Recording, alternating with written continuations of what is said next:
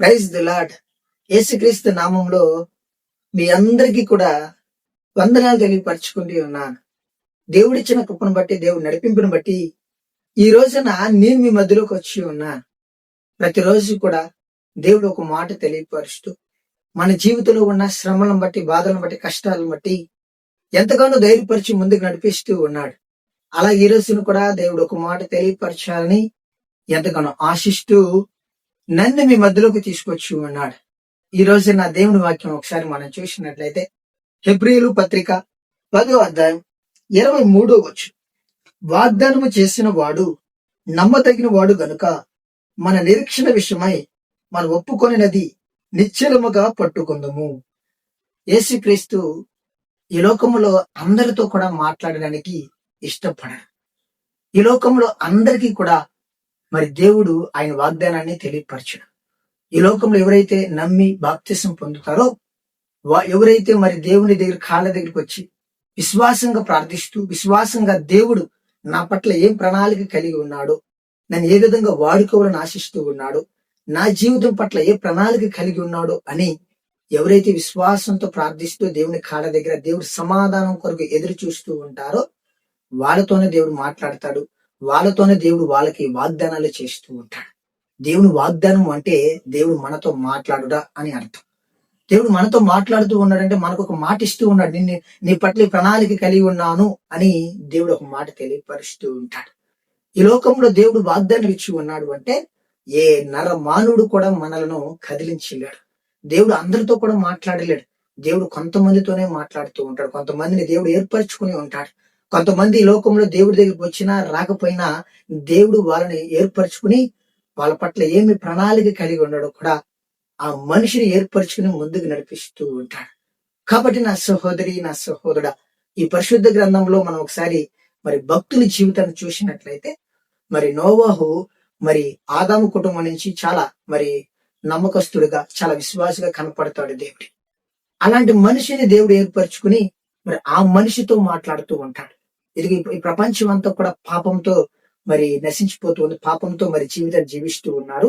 ఇదిగో ఈ భూలోకం అంతా కూడా నేను సృష్టించిన ప్రతి ఒక్కరిని కూడా నేను నశింప చేయబోతూ ఉన్నాను. నువ్వు నీ కుటుంబం బ్రతికినట్లు నువ్వు వెళ్ళి ఒక ఓడ తయారు చేసుకోమని నోవాహుతో మాట్లాడుతూ ఉంటాడు తండ్రి. అలాగే నోవాహుని ఏర్పరచుకున్న తర్వాత 40 పగళ్ళు 40 రాత్రులు ఈ భూలోకం అంతా కూడా వర్షంతో మరి ఎంతో బాధకరమైన విషయంగా జరుగుతూ ఉంటుంది. అప్పుడు ఈ లోకంలో ఉన్న ప్రతి ఒక్క మానవుడు కూడా, దేవుడు సృష్టించిన ప్రతి ఒక్క మానవుడు, పక్షులు అన్ని కూడా మరి ఈ లోకంలో మరి చనిపోతాయి. మరి నోవాహుతో పాటు ఆ వాడలోకి వెళ్ళిన మనుషులు, ఆ పక్షులు, ఆ జంతువులు తప్ప ఇంకెవ్వరు కూడా ఈ లోకంలో బ్రతకడానికి అవకాశం లేకుండా దేవుడు చేసేస్తూ ఉంటాడు.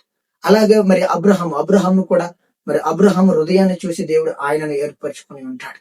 అలాగే దేవుడు కొంతమందిని ప్రత్యేకంగా ఏర్పరచుకుని ఉంటాడు ఈ లోకంలో. ఎప్పుడు మన హృదయంలో ఎప్పుడు కూడా మరి చెడు ఆలోచన, చెడు తలంపులు లేకుండా నీతిగా, నిజాయితీగా ప్రతి ఒక్కరికి కూడా సహాయం చేసే గుణం, ప్రతి ఒక్కరు కూడా మేలు చేసిన ఒక ఆలోచన, తలంపులతో మనం కలిగి ఉన్నప్పుడు, మనకు మనం తగ్గించుకుని దేవుని హెచ్చించే విధంగా మనం కలిగి ఉన్నప్పుడు ఈ లోకంలో ఉన్నన్ని రోజులు కూడా దేవుడు ఎవరో తెలుసుకుని అన్ని విషయాల్లో కూడా చాలా జాగ్రత్తగా దేవుని యందు భయభక్తులు కలిగిన మనుషులకు దేవుడు ఏమాత్రం కూడా తక్కువ చేయడు.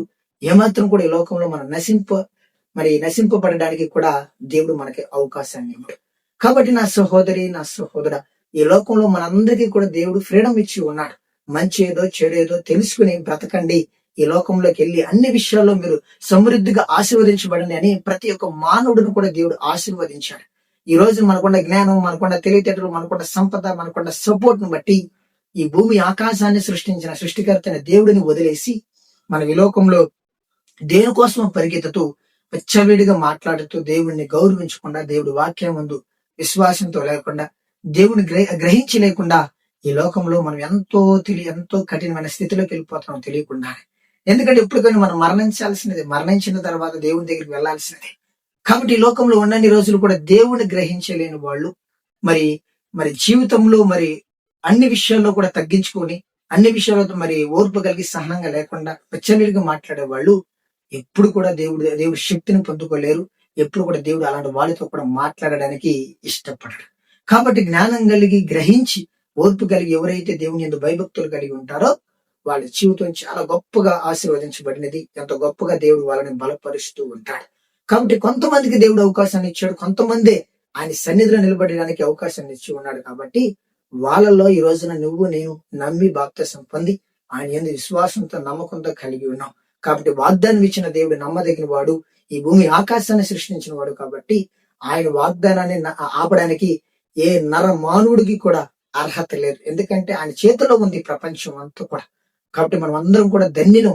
ఆయన నామములో నమ్మి బాప్తిసం పొంది ఆయనను గణపరుస్తూ ఆయనను మహింపరుచుకునే అవకాశాన్ని దేవుడు మనకి ఈ లోకంలో ఇచ్చి ఉన్నాడు. కాబట్టి ఈ లోకంలో మనం గొప్పవాళ్ళం. రేపు మరణించిన తర్వాత కూడా చాలా గొప్ప స్థాయిలు మనకు ఉన్నాయి. కాబట్టి ఈ లోకంలో మనకు వచ్చే శ్రమలు, ఇబ్బందులు, కష్టాలు, వేదనలు, పరిస్థితులను బట్టి మనం భయపడకూడదు. ఎప్పుడు కూడా భయపడకుండా దేవుడు మనకిచ్చిన వాగ్దానాన్ని పట్టుకొని ఎప్పుడు కూడా మనం సంతోషంగా, ధైర్యంగా, నమ్మకంగా దేవుడు నాకు తోడుగా ఉన్నాడు అని ప్రతి ఒక్క విషయంలో కూడా మనం చాలా జాగ్రత్త కలిగి ఉండాలని ఈ ఉదయకాల సమయంలో దేవుడి వాక్యం ద్వారా మనందరితో కూడా మాట్లాడుతూ ఉన్నాడు.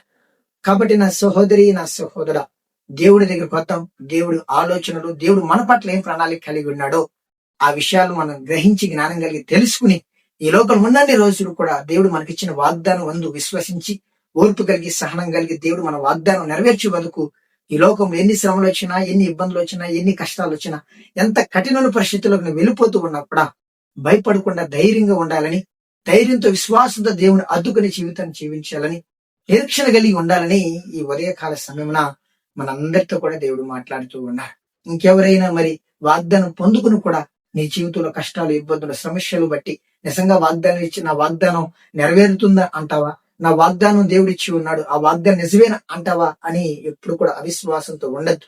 ఎందుకంటే దేవుడు మన జీవితాన్ని ఏదైనా మార్చగలడు. ఎలాంటి పరిస్థితులైనా కూడా సెకండ్ లో మార్చగలుగుతాడు. కాబట్టి మనం భయపడాల్సిన అవసరం లేదు. దేవుడు ప్రతి ఒక్కరితో కూడా మాట్లాడగలుగుతాడు. నీ వాగ్దానం కొరకు ఎంతో మందితో మాట్లాడుతూ ఉంటాడు. అబ్రహాంకు వాగ్దానం ఇచ్చిన తర్వాత మరి శారా కొరకు ఫరోతో మాట్లాడి ఉన్నాడు. కాబట్టి దేవుడు మనకు వాగ్దానం ఇచ్చిన తర్వాత మనం ఏదైనా కఠినమైన పరిస్థితుల్లో, మనం ఏదైనా కఠినమైన వేదనకి గురవుతూ ఉన్నప్పుడు కూడా ఆ విడుదల పొందుకునే విధంగా దేవుడు అన్ని విధాలుగా మనకి సహాయం చేయగలుగుతాడు. కాబట్టి ఆయన శక్తిని, ఆయన ప్రేమను, ఆయన బలాన్ని మనం గ్రహించి జ్ఞానం కలిగి విశ్వాసంతో, నమ్మకంతో ఉండాలని ఈ ఉదయకాల సమయంలో దేవుడు మనందరికీ కూడా తెలియపరుస్తూ ఉన్నాడు.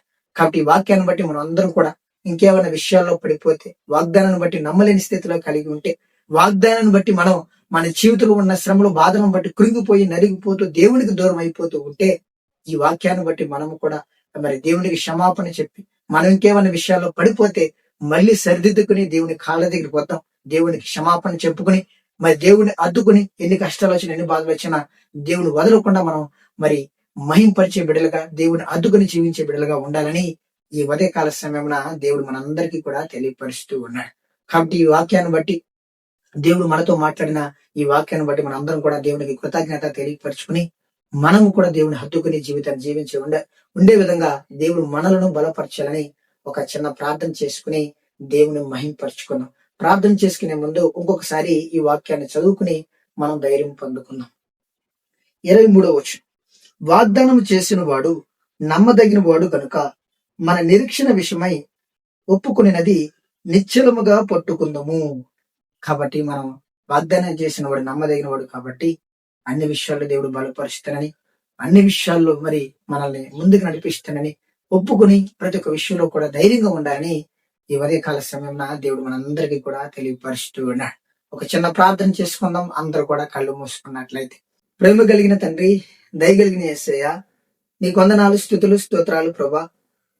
ఇదిగో తండ్రి, ఈ ఉదయకాల సమయంలో ప్రభా వాగ్దానం ఇచ్చిన దేవుడు నమ్మదగిన వాడు అని మరి అదిగో తండ్రి మా అందరితో కూడా తండ్రి మాట్లాడి మమ్మల్ని ఎంతగానో తండ్రి ధైర్యపరిచి ఈ లోకంలో ఉన్నన్ని రోజులు ప్రభా మరి మా జీవితంలో ఉన్న శ్రమలు, బాధలు, కష్టాలను బట్టి, ఈ లోకంలో ఉన్న ఇబ్బందులు బట్టి భయపడకుండా నీ యందు తండ్రి విశ్వాసించి నిన్ను అదుకుని జీవించే బిడ్డలుగా, నిన్ను తండ్రి నేను మహింపరిచే విధంగా తండ్రి మేము ఉండాలని, అదుగో తండ్రి లోకంలో దేని గురించి కూడా భయపడకూడదు అని ఈ ఉదయకాల సమయంలో తండ్రి మా అందరితో కూడా మాట్లాడి ధైర్యపరిచి నడిపిస్తున్నదని బట్టి కూడా నీకు వందనాలు, స్తుతులు, స్తోత్రాలు ప్రభా.